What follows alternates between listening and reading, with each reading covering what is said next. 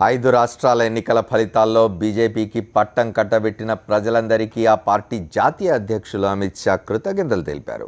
ప్రస్తుతం జరిగిన అసెంబ్లీ ఎన్నికల్లో 4 రాష్ట్రాల్లో బీజేపీనే ప్రభుత్వం ఏర్పాటు చేయనుందని అమిత్ షా స్పష్టం చేశారు. ఈ గెలుపు మోదీ నాయకత్వానిదని ఆయన అన్నారు. కోట్లాది మంది పార్టీ కార్యకర్తల విజయంగా అమిత్ షా అభివర్ణించారు. 3 ఏళ్ల మోదీ పాలనలో ప్రవేశపెట్టిన సంక్షేమ పథకాలు, పేదరిక నిర్మూలన కోసం తీసుకున్న నిర్ణయాల్ని ప్రజలు గుర్తించారని అమిత్ షా చెప్పారు. जनता की जीत है, इनकी दृढ़ इच्छा शक्ति की जीत है, मगर मैं भारतीय जनता पार्टी की ओर से कहना चाहता हूं कि श्री नरेंद्र मोदी के नेतृत्व की जीत है, मेरी पार्टी के करोड़ों कार्यकर्ताओं के परिश्रम की जीत है। मोदी सरकार ने 3 साल में जिस प्रकार से गरीब कल्याण के लिए योजनाएं बनाई और न केवल बनाई, 93 से ज्यादा योजनाओं को जमीन पर पहुंचाने में सफलता पाई। मुझे लगता है कि इस जो सरकार की कार्यवाही है, जो सरकार का कामकाज है, इस पर ये 5 राज्यों की जनता ने मुहर लगाई है। डिमोनेटाइजेशन, उज्ज्वला योजना, जनधन योजना, शौचालयों का निर्माण और गांव में बिजली पहुंचाना, बहुत छोटे दिखने वाले कामों ने जनता में नरेंद्र मोदी के प्रति एक गहरी आस्था का निर्माण किया है। और आजादी के बाद, मुझे कहने में कोई संकोच नहीं है मित्रों, आजादी के बाद मोदी जी के नेतृत्व में देश के गरीब, पिछड़े, दलित तबके ने एक बहुत बड़ी आस्था जताई है और श्रद्धा के साथ नरेंद्र मोदी के नेतृत्व का समर्थन किया है। उत्तर प्रदेश, उत्तराखंड, गोवा और मणिपुर चारों राज्यों में भारतीय जनता पार्टी सरकार बनाने जा रही है।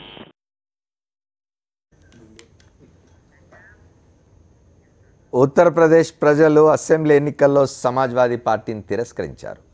దీంతో అక్కడ అధికారంలో ఉన్న పార్టీ నేత అఖిలేష్ యాదవ్ ముఖ్యమంత్రి పదవికి రాజీనామా చేస్తూ లేఖను గవర్నర్కు అందజేశారు.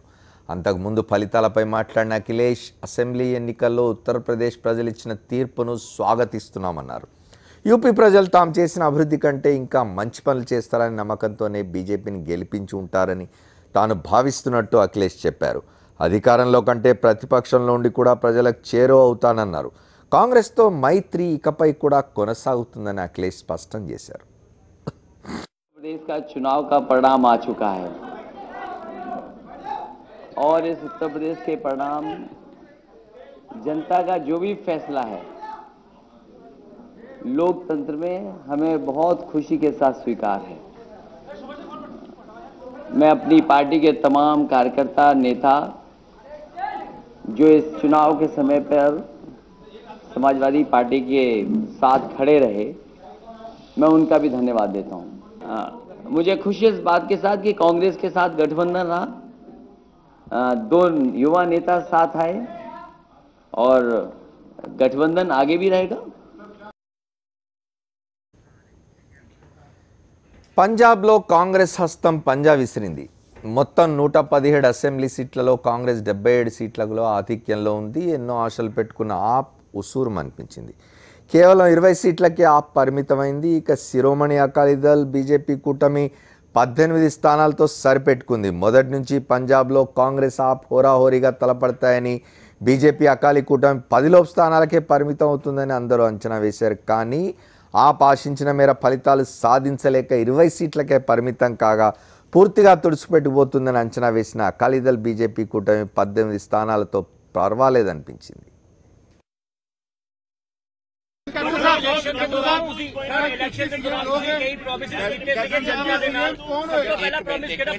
मैं थोनू कह चुके सारे डेप्टी चीफ मिनिस्टर तो junior most minister decision will be that of the Congress high command. President साडे है नहीं, वाइस प्रेसिडेंट है, उन्होंने नाल जाके असी डिस्कस करांगे। पहली प्रायोरिटी क्या होगी? पहली प्रायोरिटी आपकी क्या होगी? Well, I've said drugs. Drugs is the first thing I will go for, and then that is as far as governance is concerned. Then as far as development is concerned, we want good health, we've got to give education. These are all issues that are pending. 5 రాష్ట్రాల ఎన్నికల ఫలితాలు స్పష్టంగా తెలిసిపోయినాయి సాయంత్రానికి. ఇప్పుడు ఇక రానున్న రోజుల్లో ఏం జరగబోతుంది, ఉత్తరప్రదేశ్ ఫలితాల పరిణామం దేశ రాజకీయాల మీద ఎట్లా ఉండబోతుంది, అసలు ఇట్లాంటి ఫలితాలు ఎందుకు వచ్చినాయి అనే దాని మీద మాట్లాడుకుందాం. రామచంద్రమూర్తి గారు జాయిన్ అయ్యారు మనతో, అలాగే ప్రకాష్ రెడ్డి గారు, గౌతమ్ గారు ఉన్నారు మనతో, హనుమంతరావు గారు లక్నో నుంచి మాట్లాడతారు, పెంటపాటి పుల్లారావు గారు ఢిల్లీ నుంచి మనతో జాయిన్ అయ్యారు. మాట్లాడదాం రామచంద్రమూర్తి గారు, ఈ ఇట్లా ఎందుకు వచ్చినాయి ఫలితాలు, ముఖ్యంగా ఉత్తరప్రదేశ్ సంబంధించి మీరు మొదటి నుంచి చెప్తూ ఉన్నారు, మీరు కానీ హనుమంతరావు గారు కూడా చెప్పినారు కొంత బీజేపీకి ఎక్కువ వచ్చే అవకాశం ఉందన్నారు, కానీ ఇది 320 దాటిపోవడం అనేది మొత్తం చిపురు పట్టుకొని వచ్చేసినట్టు అయిపోయింది. అంటే అది బీజేపీ వాళ్ళు కూడా ఊహించలే ఈ మెజార్టీని, అంటే గెలుస్తారని గవర్నమెంట్ కూడా ఫామ్ చేస్తారని నిన్న కూడా నేను అన్నాను, కానీ ఇంత మెజార్టీ వస్తుందని నేను కూడా ఊహించలేదు. కొంచెం అటు ఇటుగా ఉంటే ఎవరినైనా కలుపుకొని ఫామ్ చేస్తారనే ప్రచారం కూడా ఉంది. ఫస్ట్లో కొంత జరిగింది, దాని తర్వాత క్లియర్గా మెజార్టీ వస్తుందని కూడా అనుకున్నారు. కానీ అక్కడ జరిగింది ఏంటంటే ఈ స్ట్రాటజీ అనేది 2007లో మాయావతి ఏ స్ట్రాటజీ అమలు చేసిందో అదే స్ట్రాటజీని ఇప్పుడు అక్కడ అమిత్ షా కూడా అమలు చేశారు. అంటే కుల సమీకరణ, ఇప్పుడు మనం కులాల వారీగా మాట్లాడుకోవటం అది అమర్యాదగా లేకపోతే అనాగరికంగా కనిపించదు, కానీ కులాలు అనేది వాస్తవం. కులాల లెక్క ప్రకారమే ఎన్నికల్లో సీట్లు ఇవ్వటం గెలవటం జరుగుతుంది. అక్కడ ఉత్తరప్రదేశ్లో మరీ ఎక్కువ, అది కులాలకి మతాలకి అది క్షేత్రం, అది కార్యక్షేత్రం. ఇక్కడ రథయాత్ర జరిగినా అక్కడే జరిగింది, మండలం కమండలం అన్నీ అక్కడే. కాబట్టి అక్కడ కులాల వారీగా సమీకరణ, అంటే మాయావతి 2007లో ఏం చేశారంటే ఒక దళితులు ఉంటే సరిపోదు, ముస్లిమ్స్ ఉన్నా సరిపోదు, అందరినీ కలుపుకొని పోవాలని చెప్పి బ్రాహ్మణుని కలుపుకొని పోయి, వయస్సుని కలుపుకొని పోయి, శత్రువుని కలుపుకొని పోయి, అందరినీ కలుపుకోపోవటం వల్ల అన్ని వర్గాల నుంచి ఓట్లు వచ్చినాయి. ఓకే, దళితులు ఎట్లాగో వేస్తారు, కానీ మిగతా వాళ్ళు కూడా వేశారు. ముస్లిమ్స్ కూడా 37% వేశారు. అప్పుడు అదే స్ట్రాటజీని 2012లో అఖిలేష్ అమలుపరిచాడు. అతను కూడా అన్ని వర్గాల నుంచి ఓట్లు వచ్చినాయి. జాతవులు కూడా ఓట్లేశారు, కొంతమంది నాన్ జాతవ దళిత్స్ కూడా ఓట్లేశారు, ఓబీసీ నాన్ యాదవ్ ఓబీసీలు కూడా ఓట్లేశారు, బ్రాహ్మణ్స్ కూడా 10% ఓట్లేశారు. 10% ఆఫ్ ది ఓటర్స్ 2012లో అఖిలేష్కి. వాళ్ళిద్దరు కూడా వాళ్ళ విజయాన్ని అర్థం చేసుకుంటున్న విఫలమయ్యారు. మరి ఎట్లా గెలిచారో మర్చిపోయి ఏం చేశారంటే మాయావతి ఏంటంటే ఒక సంవత్సరం ముందే 97 మెంబర్స్కి టికెట్స్ ఇచ్చేసి ముస్లిమ్స్కి, ముస్లిమ్స్ దళితులు కలిసి మేము గెలుస్తామని మాట్లాడడం మొదలుపెట్టింది. మీరు ముస్లిమ్స్లు దళితులు కలిసి గెలుస్తారు కదా, మేమెందుకు మీ దగ్గరని బ్రాహ్మిన్స్ కూడా ఓబీసీలు కూడా దూరమై బీజేపీ వైపుని. అదే టైంలో Akhilesh 2-3 months back he was calling all the shots. అక్కడ మోదీ కంటే కూడా అమిత్ షా కంటే కూడా వార్తలు ఎక్కువ అఖిలేష్ ఉన్నాడు. ఎందుకు ములాయంతో పెట్టుకోవటం, అట్లాగే శివపాల్ యాదవ్ దూరం చేయటం, గుండాగర్దీ ముఠానంతా వెనకమంటం, మేము ఒక మోడర్న్ చీఫ్ మినిస్టర్ని, డెవలప్మెంట్ ఓరియంటెడ్ చీఫ్ మినిస్టర్ని, మచ్చలేని నాయకుడిని అని చెప్పుకోవటం అంత కరెక్ట్, అది వాస్తవం. దానివల్ల అఖిలేష్కి ట్రాక్షన్ వచ్చింది. అన్ని కులాల్లో యువతులు అఖిలేష్ అభిమానించారు కూడా. అంతవరకు బాగానే ఉంది. అట్లాగే కంటిన్యూ అయితే గట్టి పోటీ ఇచ్చేవాడు, గెలుస్తాడని చెప్పలేదు కానీ గట్టి పోటీ ఇచ్చేవాడు. అట్లా కాకుండా ఎప్పుడైతే కాంగ్రెస్తో పెట్టుకున్నాడో, కాంగ్రెస్ ఎందుకు పెట్టుకున్నాడు, ముస్లిమ్స్ ఓటు కోసం పెట్టుకున్నారు. ముస్లిమ్స్ అందరూ మాయావతికి మైగ్రేట్ అయ్యి మాయావతి వెనక కన్సల్టేట్ కాకుండా తన దగ్గర ఉండాలని చెప్పి, తనుంటే గెలుస్తానని చెప్పి తన దగ్గర ఉంటే గెలుస్తానని పెట్టుకున్నాడు. ఇది జనానికి అర్థమైపోయింది. ఈయన మళ్ళీ యాదవ్ ముస్లిం కాంబినేషన్ పోతున్నాడు. ములాయం సింగ్ ఏ కాంబినేషన్ మీద ఆధారపడ్డాడో ఇదే కాంబినేషన్ మీద అఖిలేష్ కూడా ఆధారపడుతున్నాడు. So he is not a modern politician that we're thinking that he is not as he is speaking. ఆయన above Yadav, above OBC, above caste వ్యవహరిస్తారని మనం ఊహించి ఆయన అభిమానిస్తున్నాం. కానీ చివరికి యాదవ్ ముస్లిం కాంబినేషన్ మీద ఆధారపడుతున్నాడు. అందుకనే 105 సీట్లు ఇచ్చాడు కాంగ్రెస్. కాంగ్రెస్ 105 సీట్లు ఇవ్వడం ఏంటి, వాళ్ళకు ఉన్న దగ్గర 26-28 సీట్లు ఉన్నాయి. 156 ఇవ్వచ్చు, లేకపోతే 70 ఇవ్వచ్చు, 105 ఇవ్వడం ఏంటి? వాళ్ళ క్యాండిడేట్స్ లేరే, ఎందుకు ఇచ్చారంటే ముస్లిమ్స్ కోసం ఇచ్చాడు. అంటే చివరికి అఖిలేష్ కూడా చివరికి ములాయం సింగ్ లాగా తయారాడు. కాబట్టి మనం ఈసారి బీజేపీని గెలుద్దాం. That's what happened that. Okay, ఇప్పుడు అదే స్ట్రాటజీని అమిత్ షా దాదాపు సంవత్సరం పాటు 200 మీటింగ్లు పెట్టాడు. ప్రతి కులానికి ఒక మీటింగ్ పెట్టాడు. అన్నిటికంటే ముఖ్యం ఏంటంటే కుష్వాహాకి చెందిన ఓబీసీకి చెందిన ఒక వ్యక్తిని మౌర్య అని అక్కడ బీజేపీ రాష్ట్ర బీజేపీ యూపీ అధ్యక్షుడు చేశారు. వాళ్ళకి దాదాపు 8-10% ఓటు ఉంది. అదొక కీలకమైన మూవ్. దాని తర్వాత మొత్తం ఒక కులాన్ని మీటింగ్ పెట్టడం, వాళ్ళని చేసుకోవటం, బీఎస్పీ నుంచి వలసలు ప్రోత్సహించడం, అట్లాగే ముఖ్యమైన నేతలను కలవడం ఆయన స్వయంగా ఢిల్లీ పిలిపించుకుని మాట్లాడడం కాదు, ఆయన పోయి కూర్చొని మాట్లాడటం చేయడంతో వీళ్ళందరినీ కట్టుకున్నారు. అంతే ఇది. అంటే 2007లో మాయావతి ఎందుకు గెలిచారో, 2012లో అఖిలేష్ ఎందుకు గెలిచారో, ఇప్పుడు మోదీ అందుకే గెలిచారు. అయితే సార్ మిగతా రాష్ట్రాల ఫలితాలు పెద్దగా వాటి మీద చర్చించాల్సిన అవసరం కూడా లేదు, ఎందుకంటే పంజాబ్ చాలా స్పష్టంగా కనిపిస్తున్నది. అక్కడ అకాలీదళ్ నాయకత్వంలోని ప్రభుత్వం చాలా డిస్క్రెడిట్ అయింది. ఒకసారి హనుమంతరావు గారితో మాట్లాడదాం. వారు లక్నోలో ఉన్నారు. హనుమంతరావు గారు, మీరు ఎన్నికలు చూసినారు, ఏం జరిగింది అసలు? ఇంత ల్యాండ్ స్లైడ్, బహుశా భారతీయ జనతా పార్టీ కూడా ఇంకా తబ్బిబ్బయపడుతూ ఉండొచ్చు. ఏంటిది ఇంత విక్టరీ ఏంటి మాకని?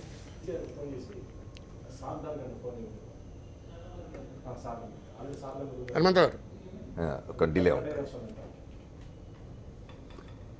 అమర్ గారు, మీరు క్వశ్చన్ రిపీట్ చేస్తారా? కొద్దిగా వాయిస్ ఆడియో సరిగ్గా లేదు, క్లారిటీ లేదు. ఓకే సార్, ఇప్పుడు ఉత్తరప్రదేశ్లో ఫలితాన్ని బహుశా భారతీయ జనతా పార్టీ అగ్రనాయకత్వం కూడా ఊహించి ఉండదు, తబ్బిబ్బు పడుతూ ఉంటుంది. ఏమిటి ఇన్ని స్థానాలు వచ్చినాయని? ఫ్యాక్టర్స్ ఏమిటి? దీని ప్రభావం దేశ రాజకీయాల మీద ఎట్లా ఉండబోతుంది?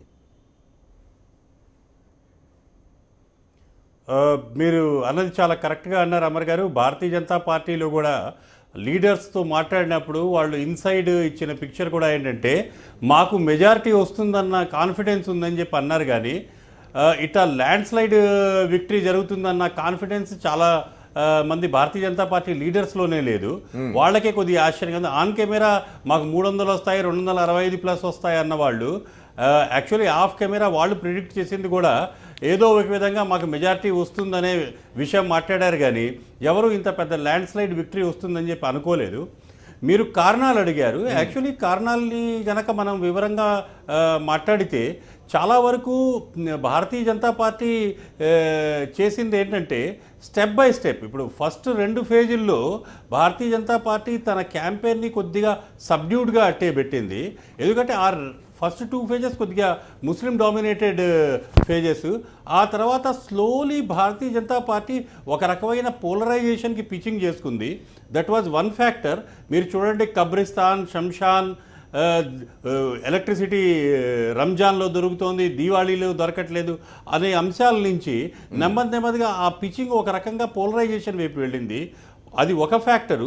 రెండోది, ఇందాక రామచంద్రమూర్తి గారు చాలా డీటెయిల్డ్గా ఆయన ఎక్స్ప్లెయిన్ చేశారు ఈ అదర్ బ్యాక్వర్డ్ కాస్ట్ని భారతీయ జనతా పార్టీ తన ఫోల్డ్లో ఎట్లా తీసుకొచ్చింది అనేది.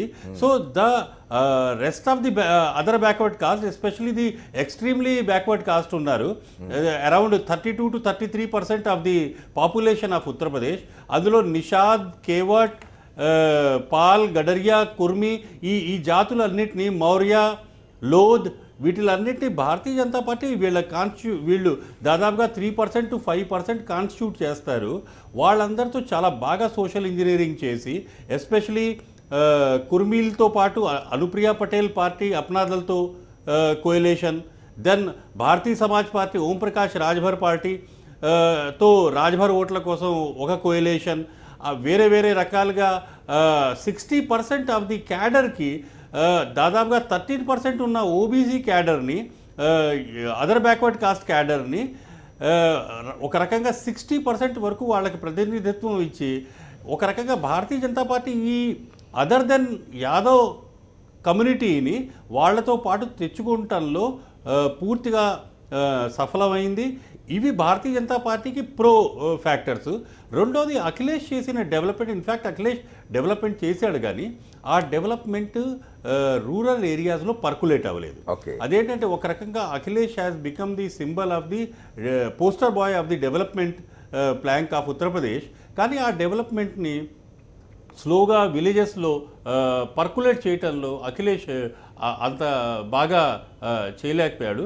దాని ఎఫెక్ట్ కూడా ఎక్కడో అక్కడ సమాజ్వాదీ పార్టీకి వచ్చింది.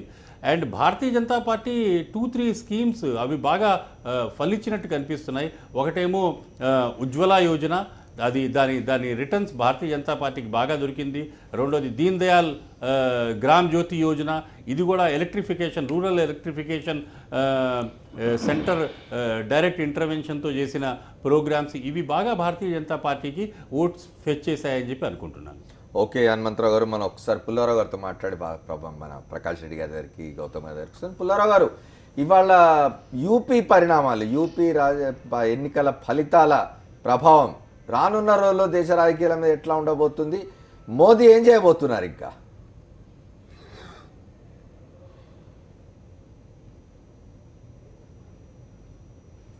First and foremost Mayawati shelf life అయిపోయిందా? ఆమె కెరియర్కి ఇప్పుడు చాలా కష్టమైన పరిస్థితి. ఆమె ఫ్యూచరు లేదనుకోవచ్చు. ఎందుకంటే బయట ఏ రాష్ట్రంలో ఒక ఇద్దరు ఎమ్మెల్యేలు ఉండేవాళ్ళు ఎవ్వరు లేరు. ఉత్తరప్రదేశ్లో ఆమె చాలా మిస్కాలిక్యులేట్ చేసింది. సమయం అనేది మారదు, ఎప్పుడూ అలాగే ఉంటుంది అనుకున్న 4 సార్లు ముఖ్యమంత్రి చేసింది. మంచిగా చేశారు, చెడ్డగా చేశారు, దళిత్స్కి హెల్ప్ చేశారు, బాగానే ఉన్నది. కానీ అది చాలదు. ప్రజల్లో దళిత్స్లోనే ఒక సెక్షన్ బీజేపీకి 3-4 సంవత్సరాలు బట్టి వెళ్ళటం మొదలుపెట్టారు. ఆ ఫ్లో బాగా ఎంఫాటిక్గా ఈసారి మాత్రం జరగటం జరిగింది. తర్వాత ఆమె 100 మంది ముస్లిమ్స్కి ఎమ్మెల్యేస్కి ఇచ్చా నేను గెలుస్తానంటంలో కూడా కౌంటర్ మొబిలైజేషన్, వ్యతిరేకం మిగతా కమ్యూనిటీస్, అన్ని కమ్యూనిటీస్లో దళిత్ కమ్యూనిటీతో పాటు కూడా రియాక్షన్ వచ్చి భారతీయ జనతా పార్టీకి ఎఫెక్ట్ వచ్చింది. ఇంకోటి ఏమిటంటే కాంగ్రెస్ పార్టీకి రాహుల్ గాంధీ గారికి అంత చాలా ఇబ్బంది వచ్చేది. పంజాబ్లో గెలిచారు కాబట్టి అమరేందర్ సింగ్ రేపు మాపు నేను రాహుల్ గాంధీ వాళ్ళు గెలిచాను అంటుంది తప్పదు.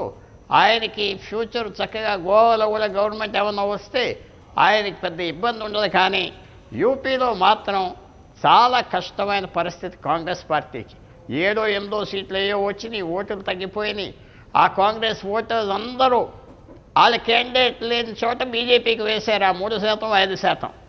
సో మనం చూసవలసింది ఏంటంటే అఖిలేష్ కూడా అంత హడావిడి చేసి తండ్రితో దెబ్బలాడుకొని అందరిని బయటికి పంపించి ఏం సాధించలేకపోయాడు.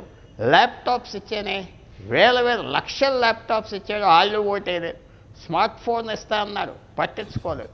దీన్ని బట్టి మనం చూడవలసింది వాళ్ళు నరేంద్ర మోడీ మీద ఫోకస్ చేసి యూపీలో నరేంద్ర మోడీని మనం ట్రిప్ చేస్తే ఆయనకి సీరియస్ దెబ్బ వస్తుంది. ఇంటర్నల్గా ఈ సీనియర్స్ అందరూ రిబెల్ చేస్తారు, ఏదో అయిపోతుంది అని చాలా ఆశతో ఆయనకి రివర్స్ బిల్డప్ అవ్వింది. కానీ ఆయన దెబ్బ లేకుండా ఇప్పుడు ఆయనకి 2019 వరకు పెద్ద తప్పులు చేయకుండా సాఫీగా ఉంటే ఆయనకి అడ్డం లేదు. ఈవేళ మణిపూర్లో కూడా బీజేపీ ప్రెజెన్స్ తెచ్చుకున్నది, అది కూడా చాలా పెద్ద విషయం. అందువలన చాలా చేంజెస్ మాత్రం యూపీ ఎలక్షన్ తీసుకొస్తుంది. ఇంకా పార్లమెంట్లో కూడా ఏం అడ్డం ఉండదు, వాళ్ళకి ఎవరికి స్పిరిట్ ఉండదు ఫైట్ చేయడానికి. ఇంకా రాజ్యసభలో లోక్సభలో ఈ యూపీ ఎలక్షన్ చాలా సీరియస్ రివర్సెస్ కాంగ్రెస్ పార్టీకి వచ్చింది, అపోజిషన్కి వచ్చింది, మాయావతికి వచ్చింది. ఇంకో చిన్న విషయం చెప్తా, కొంచెం మనం కూడా ఆలోచించుకోవాల్సింది. ఈ 70 సంవత్సరాల్లో భారతదేశంలో చాలా సోషల్ ట్రాన్స్ఫర్మేషన్, సామాజిక మార్పు మాత్రం వచ్చింది. మనం ఊరుకునే కులాలతో పెట్టుకుని చేసుకున్నామంటే కష్టం. మిగతా కులాలు చాలా ఎలర్ట్గా ఉంటారు. మీరు ఎక్కడైతే ఫేవరెటిజం చూపెడతారో తప్పకుండా మిగతా కులాల్లో ఒక బ్యాడ్ ఫీలింగ్ వస్తుంది. అది యూపీలో జరిగింది. అఖిలేష్ ఎన్ని మాటలు చెప్పినా రిక్రూట్మెంట్ వచ్చేటప్పటికి, కాంట్రాక్ట్స్కి వచ్చేటప్పటికి, పదవులు వచ్చేటప్పటికి యాదవులకి బాగా ఫేవరెటిజం చేసేదని వదంత చాలా వచ్చింది, చాలా అల్లరి వచ్చింది, డాక్యుమెంట్ అవ్వింది. చిన్న చిన్న కులాలందరూ బీజేపీ అట్రాక్ట్ చేసుకోగలిగారు. బీజేపీకి చాలా అడ్వాంటేజ్ వచ్చింది. 2019కి ఎక్స్టర్నల్ ఫ్యాక్టర్స్, ఏదో యుద్ధమనో లేకపోతే ఎకనామిక్ ప్రాబ్లమ్స్ లేకపోయి ఆయిల్ $170 అయిపోకుండా ఉంటే వాళ్ళకి చాలా సాఫీ రూట్ మాత్రం ఏర్పడింది బీజేపీకి. ఓకే సార్, 2019కి మళ్ళీ సాఫీ రూట్ ఏర్పడేందుకు వీలుగా యూపీ పరిణామాలను, యూపీ ఎన్నికల ఫలితాలు ఉన్నాయంటున్నారు. ఒకసారి మాట్లాడుకుందాం. షార్ట్ బ్రేక్ తీసుకొని వచ్చి ప్రకాష్ రెడ్డి గారితో, గౌతమ్తో మాట్లాడదాం. Welcome back to the fourth estate. మనం 5 రాష్ట్రాల ఎన్నికల ఫలితాల గురించి మాట్లాడుకుంటున్నాం. ఇంతకుముందు పుల్లారావు గారు మాట అన్నారు, సోషల్ ఈక్వేషన్స్ మారుతూ ఉన్నాయి, కులాలు ఫలానా కులాన్ని పట్టుకొని ఉంటే గెలిచిపోతాం అనుకునే ఇది మారిపోయింది అంటున్నారు. ప్రకాష్ రెడ్డి గారు చెప్పండి, బాగానే ఆర్గనైజ్ చేశారు Amit Shah, hats off to Amit Shah, 1 సంవత్సరం పాటు కూర్చొని మొత్తం అంత కింద చేశాను. ఈ అమిత్ షా స్టేట్మెంట్ ఇవాళ గోవా, మణిపూర్లో కూడా మేము ముఖ్యమంత్రిని ప్రకటిస్తాం అనడం, అది ఎంతవరకు నైతికం? ఆయన ప్రకటించినప్పటికి ఇంకా ఒక 10 సీట్లు ఖాళీ ఉన్నాయి సార్. అప్పుడు ఇంకా రాలేదు, రిజల్ట్స్ రాకుండా ప్రాబ్లీ అనుకున్న ఫీడ్బ్యాక్తో కూడా ఉండొచ్చు. బట్ ఇప్పటికి కూడా ఈక్వేషన్స్లో గోవాలో మాకు 10 సీట్లలో మా సంస్థ నుంచి విడిపోయి separate party political party float చేసుకునే వ్యక్తి 4 సీట్లు గెలిచాడు. గోమంతక్ పార్టీ ఆల్రెడీ డిక్లేర్ చేసింది అఫీషియల్లీ, మహారాష్ట్రవాది గోమంతక్ పార్టీ మేము బీజేపీకి మద్దతు ఇస్తామని ఆల్రెడీ ప్రకటించేసింది.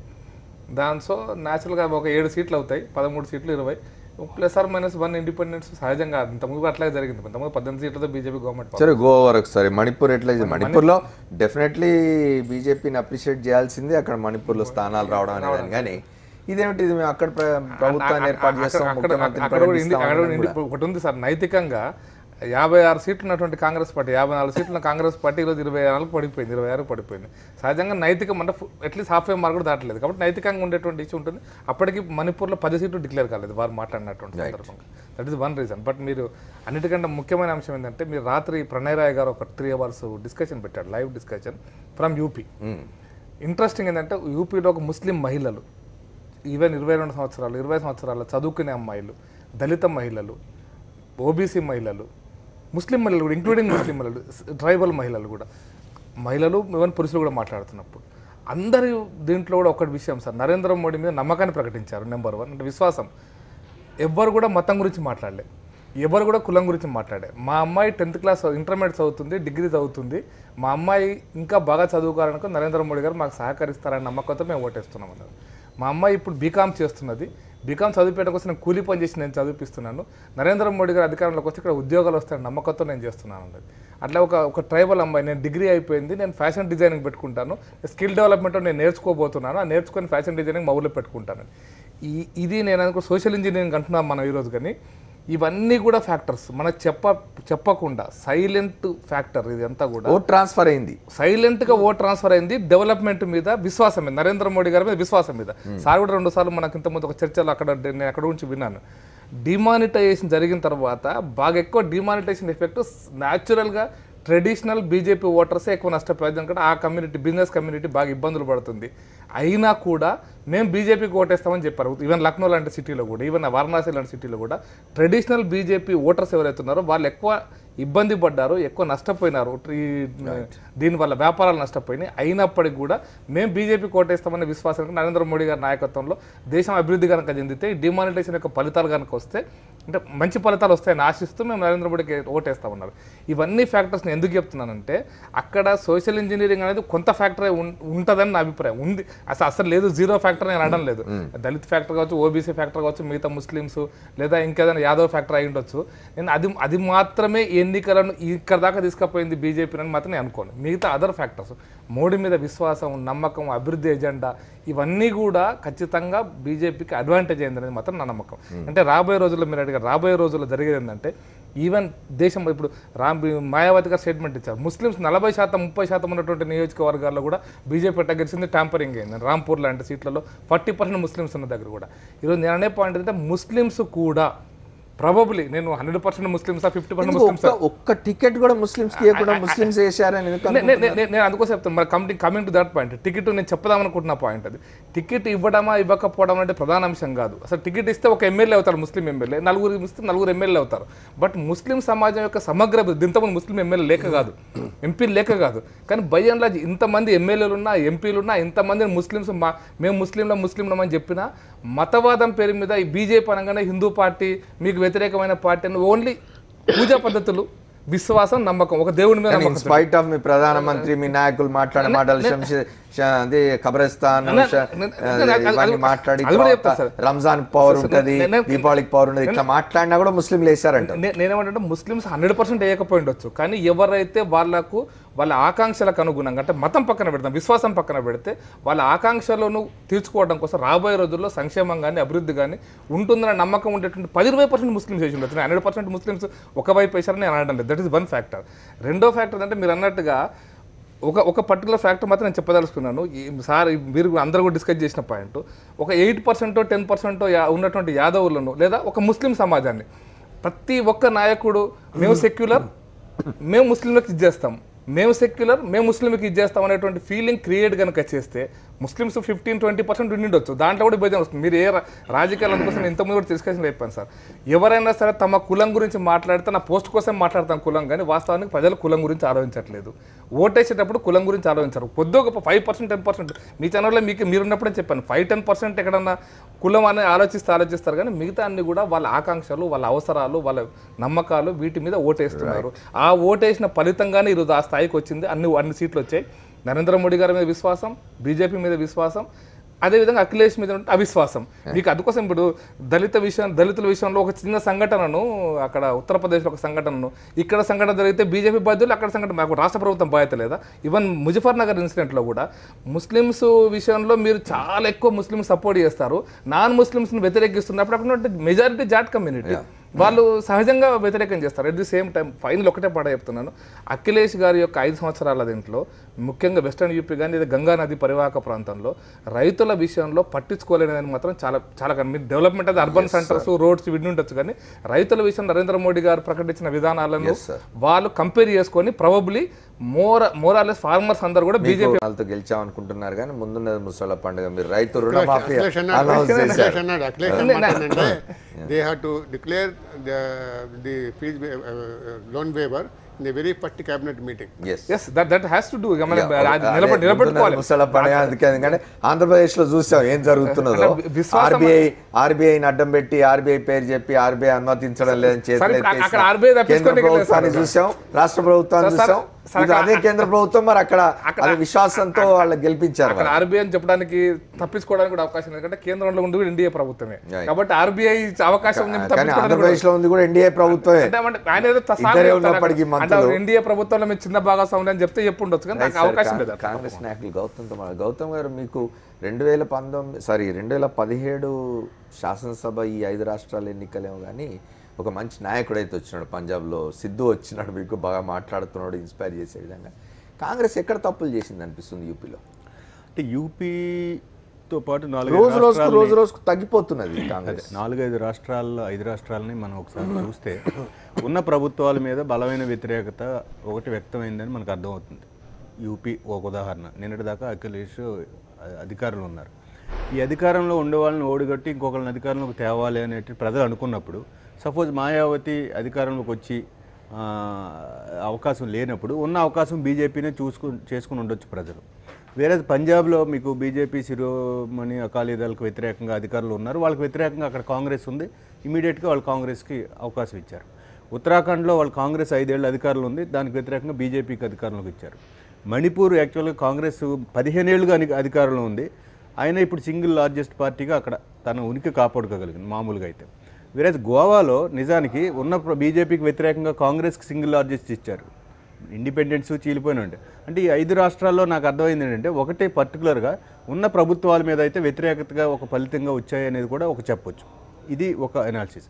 కాంగ్రెస్ వరకు నా పాయింట్ అంటే, పంజాబ్లో అధికారంలోకి రావటం, అది ఫుల్ మెజార్టీతో రావటం అనేది, హంగు లేకుండా రావటం అనేది కూడా ప్రజలు ఇచ్చినటువంటి తీర్పే. ఒక సంపూర్ణంగా వీళ్ళు పాలిస్తారు, మెజారిటీ వీళ్ళకి ఇవ్వచ్చని. మామూలుగా అయితే రామచంద్రమూర్తి గారు వీరు కూడా పంజాబ్లో తిరిగి వచ్చినప్పుడు ఆమ్ ఆద్మీ కూడా బలమైన నెక్ టు నెక్ పోటీ అని ఒక అనాలిసిస్ మనకి చెప్పారు. అలాంటి పరిస్థితిని కూడా ఓటర్ అక్కడ పొందలేదు అని అంటే, సేమ్ మీరు యూపీని పోల్చుకుంటే యూపీలో కూడా బహుశా సంపూర్ణ మెజారిటీని బీజేపీకి ప్రజలు ఇచ్చారు, లైక్ పంజాబ్ లాగా. అయితే మనకు యూపీని ప్రత్యేకంగా మనం విశ్లేషణ చేసుకోవాల్సిన అవసరం ఉంది. గతంలో సమాజ్వాదీ పార్టీ అఖిలేష్ కూడా గెలిచినప్పుడు సంపూర్ణ మెజార్టీతో గెలిచాడు. 330-20 రాకపోవచ్చు, కానీ సంపూర్ణ 220 వచ్చాయి. అంతకుముందు మీకు మాయావతి చేసిన సోషల్ ఇంజనీరింగ్లో ఆవిడ కూడా ఒక అనూహ్యంగా మనం అప్పుడు భారతదేశం ఎవరో ఊహించని విధంగా ఆవిడ సంపూర్ణంగా. అంటే ఈ యూపీ అనేది ఒక ప్రత్యేకంగా మనం విశ్లేషణ చేస్తూ ఉన్నాం. రామచంద్రమూర్తి గారు, హనుమంతరావు గారు వీరు చెప్పినటువంటి సోషల్ ఇంజనీరింగ్ని కులాలకు అతీతంగా, మతాలకు అతీతంగా అభివృద్ధి మీద చేశామని భారతీయ జనతా పార్టీ వెంకయ్య నాయుడు గారు చెప్తున్న మాటలు పచ్చి అబద్ధం అని నేను చెప్తున్నా. ఎందుకనంటే వారు రామచంద్రమూర్తి గారు కూడా చెప్పారు, అమిత్ షా గారు కుల సంఘాల మీటింగ్లు కూడా అడ్రస్ చేశారు. ఒక 600-300 సభలను అడ్రస్ చేశారు. రెండోది వారు సోషల్ ఇంజనీరింగ్ చేశారు. వారికి ఉండేటువంటి బలాలతో వాళ్ళు బూత్ ఏజెంట్స్ దగ్గర నుంచి, మీకు సునీల్ బన్సాల్ అని మనకి ఎవరైతే ప్రశాంత్ కిషోర్ లాగా బీజేపీ వాళ్ళు కూడా అక్కడ సునీల్ బన్సాల్ని మినీ అమిత్ షా అనే పేరుతో ఆయన్ని అక్కడ పెట్టి బూత్ వైజ్గా 10 మందిని సెలెక్ట్ చేసి ట్రైన్ చేసి రిసోర్స్ని 6 నెలల క్రితం ముందే వనరులు పంపిణీ చేశారనేది ఒక సమాచారం. అంటే బూత్ లెవెల్ ఓటర్కి కూడా ఓటర్లకు పంపిణీ చేసుకుంటుంది అట్లా చెప్పను కానీ, బట్ వాళ్ళు పార్టీని బలోపేతంగా అక్కడ చేసుకోవడానికి బూత్ లెవెల్ అటెన్షన్ అని పెట్టారు. మీరు కంపారిటివ్లీ మనం 2014 లోక్సభ ఎన్నికల్లో వచ్చిన రిజల్ట్ని చూస్తే, ఇప్పుడు వచ్చిన ఫలితం చూస్తే అయితే డబ్బు గురించి మాట్లాడే అవకాశమే లేదు. మీరు అది కూడా కరెక్ట్ కాదు. Media and money, social engineering ఇవన్నీ బీజేపీకి అనుకూలంగానే పనిచేశాయి. భారతీయ జనతా పార్టీ అఖిలేష్ ఓపెన్గా చెప్పారు, నేను రోజు 7 సభల్లో బహిరంగ సభల్లో పాల్గొంటున్నాను, ఏ నేషనల్ మీడియా నాది లైవ్ అవ్వదు, బట్ ప్రధానమంత్రికి రోజు ఫుల్ ఇస్తారు. ఇండియా టుడేకి ఏదో కాంగ్రెస్ కి ప్రో కాంగ్రెస్ అని పేరుంది, అట్లాగే ఎన్డీటీవీకి ఉంది కదా. అంటే వాళ్ళకి ప్రైమ్ మినిస్టర్ అవకాశం లేక ఆయన రోజుకి 7 మీటింగ్లు మాట్లాడింది, రోజు పొద్దున్న సాయంత్రం ఆయన ఉంటే తెర మీద ఆయన కనపడ్డాడు. అదే టైంలో అఖిలేష్, రాహుల్ జాయింట్ ర్యాలీ చేసిన అది వీరు వేరే సభల్లో మాట్లాడిన చూపలే అవకాశం లేదు.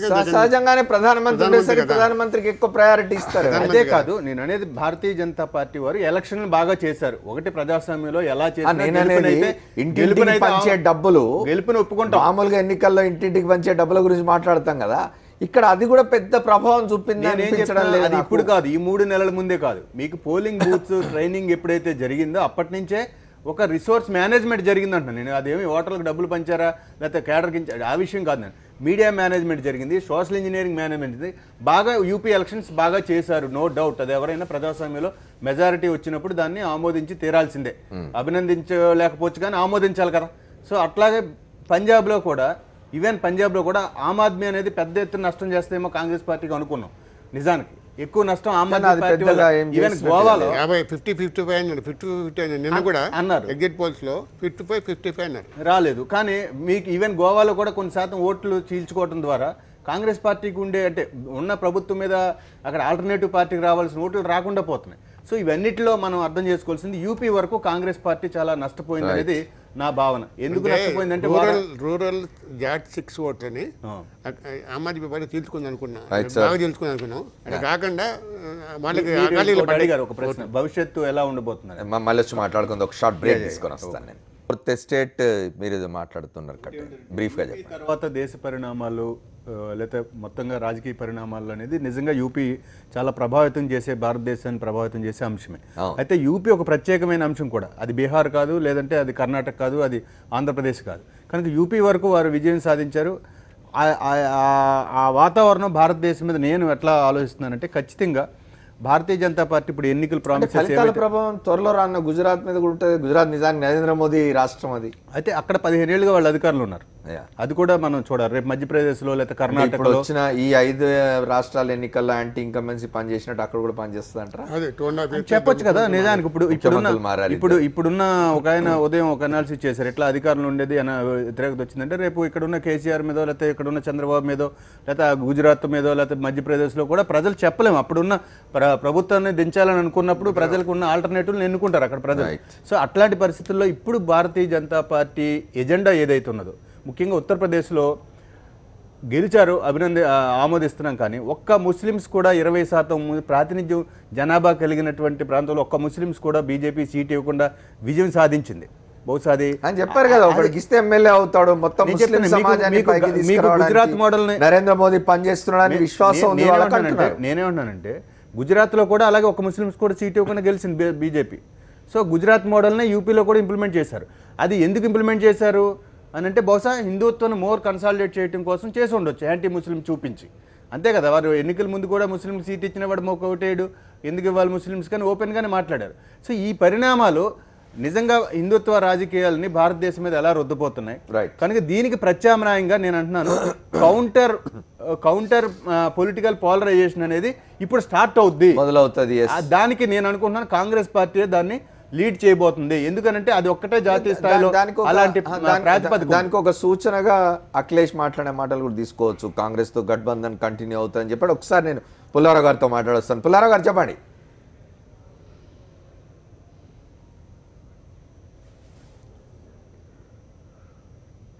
ఈవేళ కాంగ్రెస్ పార్టీ మంచి పార్టీ, హిస్టరీ ఉన్న పార్టీ.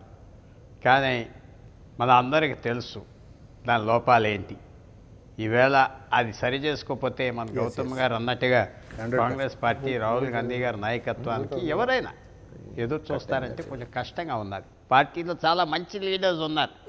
ఏకే యాంటనీ ఉన్నారు, అలాగే అమరేందర్ సింగ్ ఉన్నారు, చాలామంది ఉన్నారు. కాంగ్రెస్ పార్టీకి లీడర్షిప్ షార్టేజ్ లేదు, కానీ వాళ్ళకి రోల్ లేదు కదా.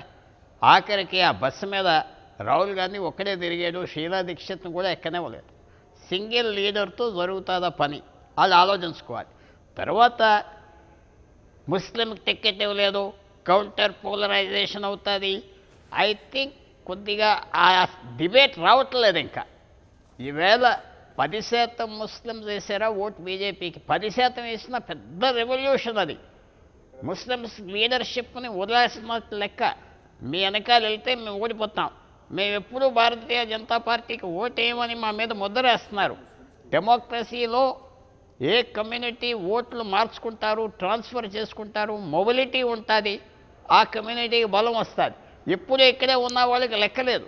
అందువల్ల నేను అనుకుంటున్నా భారతీయ జనతా పార్టీకి ఇది ఒక ఛాలెంజ్, ఆపర్చునిటీ కూడా, అవకాశం కూడా ఉన్నది. ఓకే, ఇప్పుడు గుజరాత్లో గెలుస్తారా, హార్దిక్ పటేల్ వేరే ఫోర్స్ అవుతాడా, లేకపోతే వాళ్ళు కూడా అడ్జస్ట్ అవుతారా, రాజస్థాన్లో అవుతారా, కొంచెం టైం ఉన్నది. భారతీయ జనతా పార్టీ ఈవేళ ఉత్తరప్రదేశ్లో గవర్నమెంట్ లేకపోతే ఓడిపోయి ఉంటే మనం ఏముందాం, మోడీ ఫినిష్ అయిపోయాడు అందాం. ఈవేళ విజయం సాధించారు. విజయం ఎంతవరకు తీసుకెళ్తుంది? అదే పొగరమొత్తనం వచ్చేస్తుందా? ఇంకా తప్పులు చేస్తారా? దిద్దుకోని తప్పులు చేయగలరా? ఎంతో దూరం వెళ్ళక్కర్లేదు. 71లో ఇందిరాగాంధీ గారికి ఎంప్రెస్ ఆఫ్ ఇండియా, మహారాణి భారతదేశానికని వాజ్పేయి లాంటి వ్యక్తి అన్నాడు అనుకుంటాను. దుర్గా ఆఫ్ ఇండియా, పాకిస్తాన్ తర్వాత బంగ్లాదేశ్ యుద్ధం తర్వాత రావటం పైకి కరిగిపోవటం కష్టం కాదు. ఆ జాగ్రత్తగా ఉంటారా లేరా నరేంద్ర మోడీ, బీజేపీ అవకాశాన్ని? Okay sir, thank you. ఒక్క నిమిషం చెప్పండి. నేను ఒక విషయం వారు చెప్పిన దానికి వారు చెప్పిన కంటిన్యూషన్ చెప్తాను సార్. మొత్తం భారతదేశ రాజకీయాల్లో ఒక turning point sir. Rajiv Gandhi గారు 413 హిస్టరీ చెప్పడం నా ఉద్దేశం కాదు, 413 సీట్లు గెలిచినప్పుడు పొలిటికల్ సిచ్యువేషన్ టర్న్ అయినప్పుడు, అప్పటికి రామజన్మభూమి ఇష్యూ లేదు, రామజన్మభూమి తాళాలు తెరవలేదు, Faizabad high court Faizabad court judgement ఇవ్వలేదు. షహబానో కేసు తర్వాత ఈ దేశ రాజకీయాలలో ఒక మలుపు తిరిగిందా లేదా? వాట్ ఎవర్ మనం పొలిటికల్గా అనాలిసిస్ చేస్తే షహబానో కేసు ఎందుకు టర్న్ తిప్పిందో మనకు అర్థం చేసుకోవచ్చు. అంటే టర్న్ తిప్పేటువంటి పొలిటికల్ ఏంటంటే కాంగ్రెస్ 413 సీట్లు ఉన్నప్పటికీ కూడా ఈ కేసును ఎందుకు చేసినప్పుడు ఆరిఫ్ మహమ్మద్ ఖాన్ కానీ జడార్ అన్సారీ కానీ పార్లమెంట్లో 2 కేబినెట్ మంత్రులు, 2 పార్లమెంట్ లోపల కొట్లాడుకున్నారు, పార్లమెంట్ సభ్యులు కేబినెట్ మంత్రులుగా. ఇటువంటి సంఘటనలు ప్రజలే మర్చిపోలేదు. నెంబర్ 1. నెంబర్ 2, ఈరోజు మనం ఇంత రాజకీయాలు చెప్తున్న మణిపూర్లో అందరూ క్రిస్టియన్సే, మెజారిటీ క్రిస్టియన్సే, బీజేపీ గెలిచింది కదా ఇక్కడ. నెంబర్ 2 పాయింట్, 3rd పాయింట్ ఒకటే పాయింట్ సార్. మన మీకు ఈవెన్ అస్సాంలో ధూబ్రీ లాంటి నల్బాడి, ధూబ్రీ లాంటి జిల్లాలలో 60%, 70% మంది బంగ్లాదేశీ ముస్లింస్ వచ్చిన దగ్గర కూడా బీజేపీ గెలిచింది. గెలిచిందంటే దాన్ని ముస్లింస్ మరి ఏ కొన్నాడు దాన్ని అనాలిసిస్ చేస్తారో. ఒకటి ఏంటంటే బలమైన ప్రత్యర్థులు ఉన్నప్పుడు కాంగ్రెస్ పార్టీ కూడా ఒళ్ళు దగ్గర పెట్టుకుని మరింత జాగ్రత్తగా పనిచేయడానికి సన్నద్ధం కావాల్సిన అవసరం ఉంది. రెండవది, కాంగ్రెస్ పార్టీ అంతర్గతంగా ఉండే అనేక లోపాలని సవరించుకుంటే, మార్పులు చేసుకోగలిగితే ఖచ్చితంగా కాంగ్రెస్ పార్టీ భారతదేశానికి ఒక ప్రత్యామ్నాయం కాగలుగుతుంది అనేది మా ఆశ. రైట్, ఒకసారి హనుమంతరావు గారితో మాట్లాడారు. హనుమంతరావు గారు, 2014లో బీజేపీకి పడిన ఓటు శాతం 42%. అది ఈసారి ఇన్ని స్థానాలు వచ్చినా ఓట్ల శాతం 40కి తగ్గింది. 2% ఓట్లు తగ్గినాయి. ఎట్లా చూడాలి దీన్ని? చూడండి, మోదీ మీరు ఒక రకంగా సీట్ల గురించి చూసుకుంటే 326 సీట్స్ లోక్సభ, 328 సీట్స్ లోక్సభ టైంలో విధానసభ సీట్లతో కనుక పోలిస్తే 328 సీట్స్ ఉన్నాయి. ఇప్పుడు 325+ వస్తుంది. మోదీ మ్యాజిక్ కొద్దిగా తగ్గింది. ఎందుకంటే మోదీ గవర్నమెంట్ 2.5 years నుంచి డెలివరబుల్స్ ఎక్కువ ఏం లేవు, వెరీ స్మాల్ డెలివరబుల్స్ ఉన్నాయి. కాకపోతే ఇక్కడ యూపీలో జరిగిన సిచ్యువేషన్ ఏంటంటే, ఒకటి social engineering with different caste, little bit of religious polarization, ఏదో కాస్త గొప్ప రిలీజియస్ పోలరైజేషన్.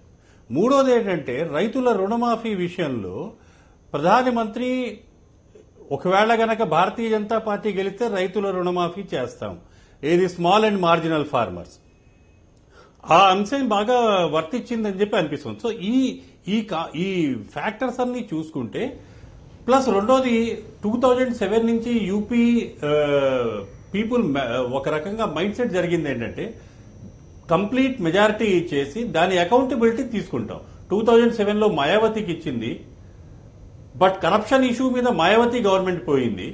2012లో అఖిలేష్ గవర్నమెంట్ వచ్చింది. లా అండ్ ఆర్డర్ ఫెయిల్యూర్ తో అఖిలేష్ గవర్నమెంట్ పోయింది.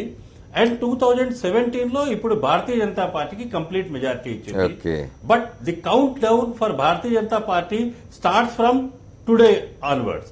ఈ రోజు నుంచే Bharatiya Janata party countdown start అయింది. 2022లో భారతీయ జనతా పార్టీకి అకౌంటబిలిటీ ఇవ్వాల్సిన టైం వస్తుంది. సో ఒక సింగిల్ కాంబినేషన్ కాదు, number of factors have contributed to the winnowing of Bharatiya Janata party in Uttar Pradesh. Right sir, thank you. Ramachandramurthy గారు, ఇప్పుడు దాదాపు మామూలు రాష్ట్రాలకు 4 రాష్ట్రాలు కలిపితే ఉత్తరప్రదేశ్ ఇంత భారీ మెజారిటీ ఇదంతా వచ్చిన తర్వాత బీజేపీ రేపు ఎట్లా పర్ఫామ్ చేయాలి? వారు అన్నారు ఢిల్లీలో పెద్దగా లేవా. This is going to be a negative factor for BJP in 2019. ఎందుకంటే గవర్నమెంట్ బీజేపీ గవర్నమెంటే ఉంటుంది యూపీలో. ఢిల్లీలో బీజేపీ గవర్నమెంట్. మొన్న ఏం చెప్పాడు ఢిల్లీకి, నేను డబ్బులు ఇచ్చినా కూడా మీ దగ్గర రానికంటే అఖిలేష్ అడ్డుపడుతున్నాడు అన్నాడు. ఇప్పుడు అక్కడే అఖిలేష్ ఉన్నాడు, బీజేపీ చీఫ్ మినిస్టర్ ఉంటాడు, వీళ్ళకి డబ్బులు రావు ఎట్లాగో. కాబట్టి ఇక నెగిటివ్ స్టార్ట్ అవుతుంది. ఇంకోటి అంటే ఎప్పుడైతే బీజేపీ స్ట్రాంగ్ అయిందో మిగతా పార్టీని ఏకమై కౌంటర్ మొబిలైజేషన్ స్టార్ట్ అవుతుంది. యాంటీ కాంగ్రెస్ ఫ్రంట్ ఏర్పడినట్టు ఇప్పుడు యాంటీ బీజేపీ ఫ్రంట్ ఏర్పడుతుంది. అండ్ దాని తర్వాత బీజేపీ కౌంట్ డౌన్ స్టార్ట్ అయింది. హనుమంతరావు గారు చెప్పినట్టు బీజేపీ కౌంట్ డౌన్ స్టార్ట్ అయింది. They have to be very careful. First ఏంటంటే let them implement loan waiver, అది ఫస్ట్ అడుగుతారు. అట్లాగే చాలా హామీలు ఇచ్చారు. మీరు అన్నట్టు అఖిలేష్ ఫస్ట్ క్యాబినెట్ లో పెట్టాలని అన్నట్టు. అంటే కొద్దిగా వ్యంగ్యంగా మాట్లాడాడు అఖిలేష్ ఇవాళ. నిన్న ఇవాళ చీఫ్ మినిస్టర్ ఉన్నాడు కాబట్టి ఆయనకు తెలుసు ఎక్స్ప్రెస్ హైవే వేస్తే మీరు ఎందుకంటే బుల్లెట్ ట్రైన్ కావాలని ఓటేశారేమో, బుల్లెట్ ట్రైన్ వస్తున్నామో అని కొద్దిగా వ్యంగ్యంగా మాట్లాడాడు. కానీ మొత్తం మీదకి చేసిన హామీలన్నీ అమలు చేయటం, law and order situation control చేయటం అనేది చాలా కష్టం యూపీలో. అది ఇవన్నీ ఇట్ విల్ బి. ఒకటి చెప్తాను సార్, నేను యూపీలో నరేంద్ర మోడీ గారు ప్రైమ్ మినిస్టర్ అయిన తర్వాత ఈ మధ్య కాలం ప్రైమ్ మినిస్టర్ అంటే ఎలక్షన్ ఇష్యూ స్టార్ట్ కాకముందు పవర్ గురించి చాలా బాగా చెప్పాడు సార్. అంటే ఉత్తరప్రదేశ్ పవర్ అనే విషయంలో ఢిల్లీకి 80 కిలోమీటర్ల దూరంలో ఉన్నటువంటి గ్రామాలలో పవర్ లేదనే విషయం చెప్పాడు. అంటే ఆయన నరేంద్ర మోడీ గారు గుజరాత్ ముఖ్యమంత్రి అయినప్పుడు కూడా పవర్ విషయమే కాన్సన్ట్రేట్ చేశాడు. బీహార్ ఎన్నికలప్పుడు కూడా 150,000 ప్రకటిస్తున్న దాంట్లో 50,000 పవర్ గురించి 5,000 మెగావాట్లు భూటాన్ నుంచి తీసుకురావడం అనేది కాన్సెప్ట్. ఇప్పుడు ఉత్తరప్రదేశ్లో కూడా మనం ఇక్కడ తెలంగాణ రాష్ట్రం కూడా కేసీఆర్ ప్రభుత్వం బ్రహ్మాండంగా చేసింది ఏంటి అంటే పవర్ ప్రాబ్లం లేకుండా చేసింది. అది ఎట్లా చేసింది, రూపాయి ఎంత ఖర్చు అవుతుంది అందుకోసం చెప్తాను. But at the same time power అనేటువంటిది న్యాచురల్గా ఇండస్ట్రీని గ్రో చేస్తుంది, ఇండస్ట్రీ న్యాచురల్గా ఎంప్లాయ్మెంట్ జనరేట్ చేస్తుంది. ఇది కూడా చేయగలిగితే కూడా కొన్ని సమస్యలు మినిమైజ్ అవుతాయి. కొన్ని అంటే అబ్సల్యూట్ 100% పాసిబిలిటీస్ ఎంత ఉంటాయని పక్కన పెడితే పవర్ ఫ్యాక్టర్ను గుజరాత్లో ఎట్లయితే నరేంద్ర మోడీ గారు హ్యాండిల్ చేశాడో ప్రాబబ్లీ నేను కూడా ఉత్తరప్రదేశ్ కూడా ఖచ్చితంగా ఆ డెవలప్మెంట్ ఉంటుందని అనుకుంటున్నాను. ఒకటి మీకు బీహార్లో ప్రధానమంత్రి గారు బీహార్ ఎన్నికల సందర్భంగా 125,000 కోట్ల ప్యాకేజీని ప్రకటించి వచ్చిన తర్వాత ఒక 10 రోజుల క్రితం ఒక ఆర్టీఐ కార్యకర్త ఎంత ప్యాకేజీని యూపీకి ఇచ్చారు సెంటర్ నుంచి అని అడిగితే ఒక పైసా ఇవ్వలేదని. సో అందుకని ఏంటంటే రేపు యూపీలో కూడా ఈ ప్రామిసెస్ సో ఇస్తారా గెలిచారు కాబట్టి ఇప్పుడు అకౌంటబుల్. అందుకే ఇంత హనుమంతరావు గారు చెప్పినా మూర్తి గారు చెప్పినా కౌంట్ డౌన్ బిగిన్ అయింది అనే దానికి కారణం అదే. ఢిల్లీలో బీజేపీ ప్రభుత్వం ఉంది, కేంద్రంలో యూపీలో బీజేపీ రేపు ఎవరి మీద నెప్పం వేయడానికి లేదు మోదీకి. 100%.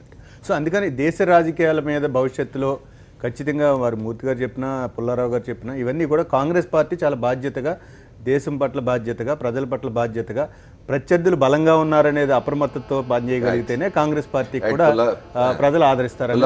పాయింట్ ఉంది. చెప్పండి సార్, చెప్పండి పుల్లారావు. మీరు ఒకటే 2002 నుంచి శివరాజ్ సింగ్ చౌహాన్, రమన్ సింగ్ ఛత్తీస్గఢ్, మధ్యప్రదేశ్లో ఆయన కంటిన్యూగా చేస్తున్నారు. అలాంటి ముఖ్యమంత్రి క్యాండిడేట్ యూపీలో దొరికితే బీజేపీకి అడ్వాంటేజ్. ఆయన ఎవరినో పనికిరాని పెడితే వాళ్ళకి మూర్తి గారు చెప్పినట్టుగా నెగటివిటీ స్టార్ట్ అవుతుంది. కానీ నరేంద్ర మోడీ దీనికి చాలా ఎలర్ట్ గా ఉన్నారని మాత్రం మనం భావించవచ్చు. ఎవరు సింపుల్ టన్ తీసుకొచ్చి పెడతారా యూపీ చీఫ్ మినిస్టర్, మనం ఎదురు చూడాలి. ఎగ్జాక్ట్లీ నేను అదే అడగబోయాను మిమ్మల్ని. రేపు అక్కడ యూపీలో ఎవరిని ముఖ్యమంత్రిగా పెడతారనే దాని మీద కూడా ఆధారపడి ఉంటుంది. అంటే మౌర్యం చేయొచ్చు, ఎందుకంటే బికాజ్ ఈజ్ ఫ్రమ్ ఓబీసీ అతను చేయొచ్చు. ఎందుకంటే రాజ్నాథ్ సింగ్ని చేసినా, లేకపోతే లాల్ బహదూర్ శాస్త్రి మనోహన్ చేసినా, లేకపోతే ఇంకెవరిని చేసినా కూడా, సిన్హాన్ చేసినా, ఎవరు చేసినా కూడా వాళ్ళు అప్పర్ కాస్ట్ వాళ్ళు వస్తారు. అది జనరల్ కాస్ట్ అంటారు అక్కడ. అప్పర్ అంటే కాస్ట్ వారు ఒక మాట అన్నారు, కాస్ట్ అట్లా పెడితే రమణ్ సింగ్ లాంటి వాళ్ళను, తర్వాత శివరాజ్ సింగ్ చౌహాన్ లాంటి వాళ్ళని తెచ్చి పెడితే తప్ప కాదంటున్నారు. అక్కడ రమణ్ సింగ్ గొప్పతనం కాదు, శివరాజ్ సింగ్ గొప్పతనం కాదు, కొంతవరకు గొప్పతనం. కానీ వాళ్ళు they have to appreciate the Congress వాళ్ళకి అపోజిషన్ కాబట్టి వీళ్ళు ముఖ్యమంత్రి కొనసాగుతున్నారు. కాంగ్రెస్ అన్డివైడెడ్ హౌస్ కాబట్టి వాళ్ళందరూ ఢిల్లీలో ఉంటారు కాబట్టి ప్రజలకు పోరు కాబట్టి వాళ్ళకి ఉన్నారు. అక్కడ ఉన్నది అఖిలేష్, మాయావతి అపోజిషన్. అంటే వాళ్ళు 5 years కంటే ఎక్కువ ఉండేవారు ఎవరినైనా ఉండి. అక్కడ కాంగ్రెస్ అపోజిషన్ కాంగ్రెస్ కాబట్టి ఈ 3 చోట్ల వాళ్ళు కొనసాగుతున్నారు. కానీ ఇక్కడ అపోజిషన్ కాంగ్రెస్ కాదు కదా, ఇక్కడ ఎస్పీ ఉంటుంది, చాలా active opposition, very active, super active ఉంటాడు. Mayawati also will not keep quiet. అది ఇక్కడ కష్టం.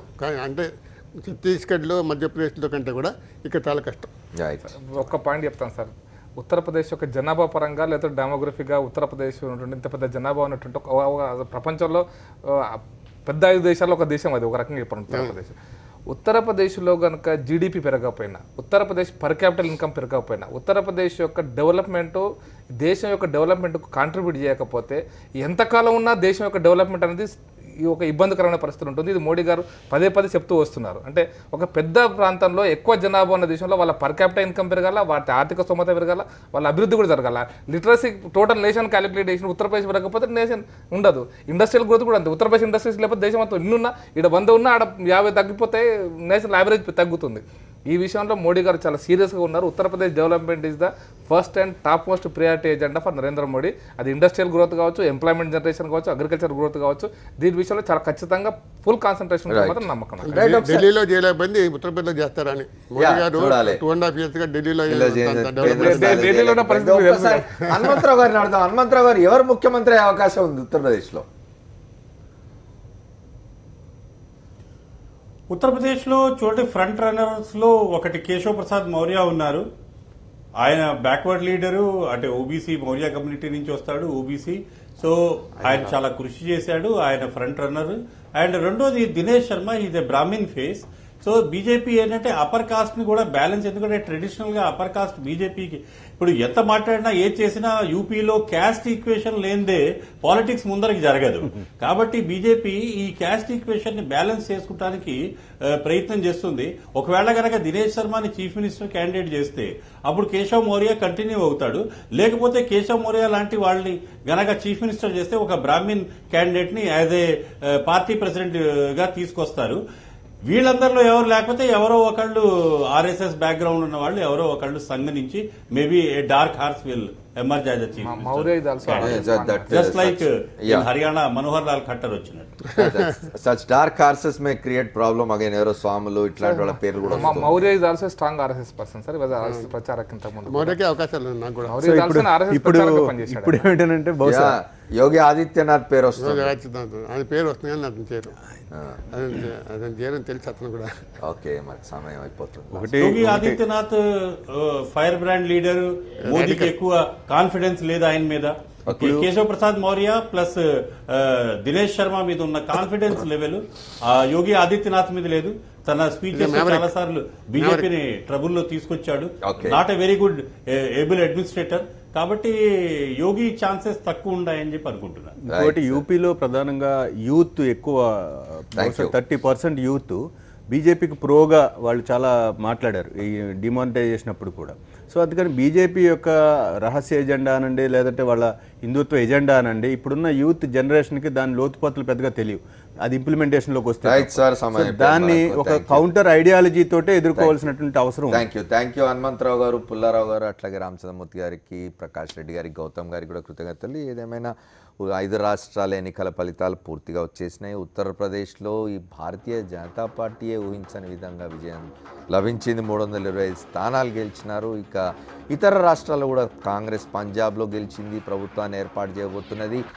గోవాలో, మణిపూర్లో కూడా మేమే ప్రభుత్వాలను ఏర్పాటు చేస్తామనే ధీమాతో ఉంది బీజేపీ. ఒక పక్క ఉత్తరప్రదేశ్, ఉత్తరాఖండ్ బీజేపీ ఖాతాలో పడినప్పటికీ మిగతా 2 రాష్ట్రాలు కూడా మేమే ప్రభుత్వాన్ని ఏర్పాటు చేస్తాం, మా ముఖ్యమంత్రిని ప్రకటిస్తామని అమిత్ షా చెప్తున్నారు. ఏ విశ్వాసంతో చెప్తున్నారో తెలియదు, అది చూడాలి. ఇది వాళ్ళ స్పెషల్ 4th ఎస్టేట్. మళ్ళీ సోమవారం నాటి స్పెషల్ 4th ఎస్టేట్లో కలుద్దాం. State Yoon to Sakshi. This is Amar signing off.